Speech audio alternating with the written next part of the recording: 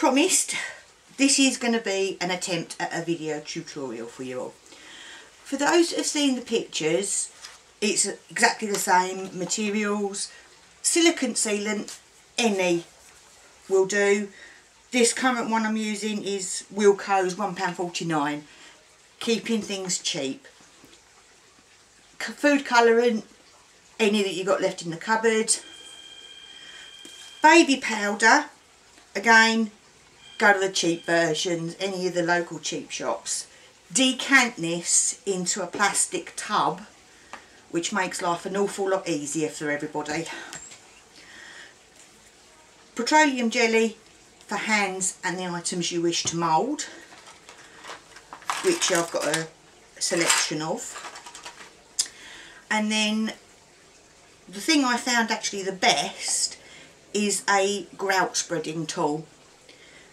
It cuts through, as you'll see, and it does mix really well. So here we go. Firstly, put a good layer of talcum powder down onto your mixing surface.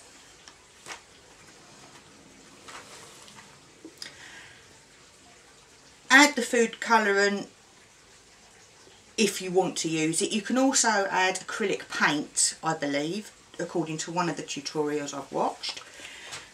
And then start adding the silicone.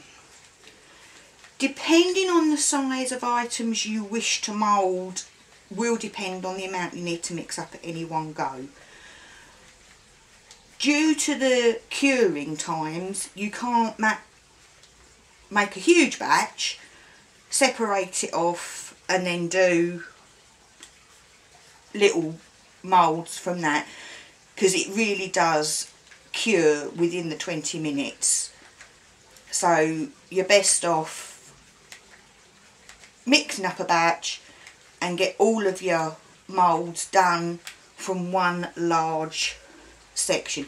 You can cut this once it's cured, so if you wanted them all individual, that isn't going to be an issue. So bear with me, because we need a fair amount of this.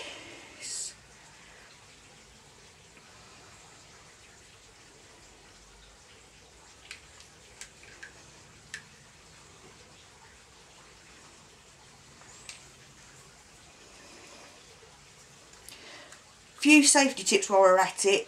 Well ventilated area, because this stuff does stink. And also jewellery. Remove any hand jewellery that you've got. This stuff, once it starts getting mixed, does not come out of stuff. If you don't want to take your rings off, either use latex gloves or tape over the rings with a plaster. I really don't want you ruining your eternity engagements, wedding rings, etc. Okay, that will do for this mould. So we'll pop that out of the